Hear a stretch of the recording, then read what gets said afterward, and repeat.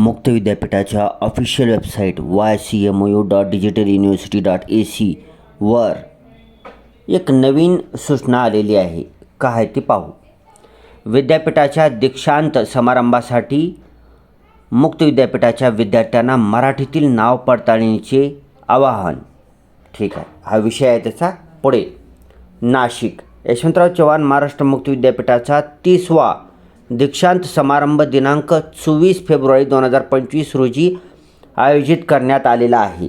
विद्यापीठाद्वारे माहे डिसेंबर 2023, फेब्रुवारी मार्च 2024 आणि मे जून 2024 या परीक्षांमध्ये उत्तीर्ण झालेल्या विद्यार्थ्यांच्या पदवी प्रमाणपत्रावर मराठी देवनागरी नाव अचूक यावे याकरिता नावाची पडताळणी व दुरुस्तीकरिता विशेष सुविधा विद्यापीठामार्फत उपलब्ध करून देण्यात आलेली आहे.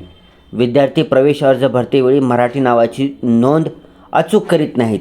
याकरिता पदवी प्रमाणपत्रावर मराठीतील नावातील संभाव्य चुका टाळण्यासाठी नाव दुरुस्तीचे अभियान विद्यापीठामार्फत राबविण्यात येत आहे.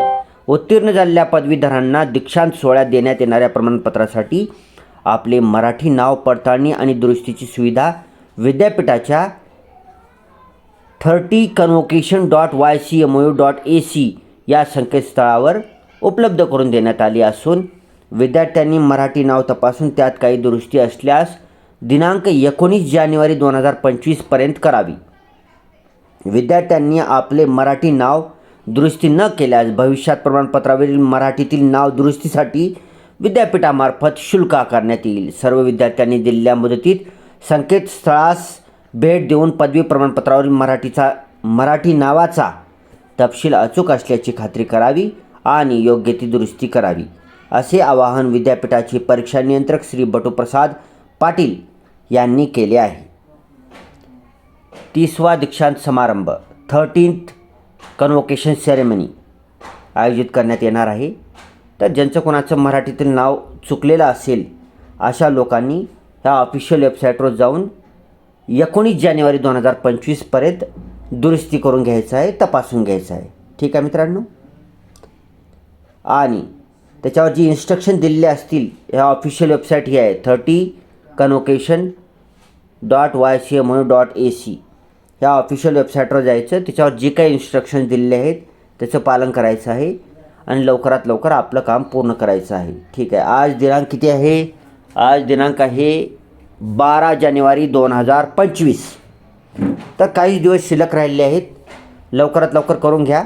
आणि जर तुमचं 19 जानेवारीपर्यंत होईना गेलं आणि तुम्हाला डिस्पॅच झालं तुमचं डिग्री सर्टिफिकेट पदवी प्रमाणपत्र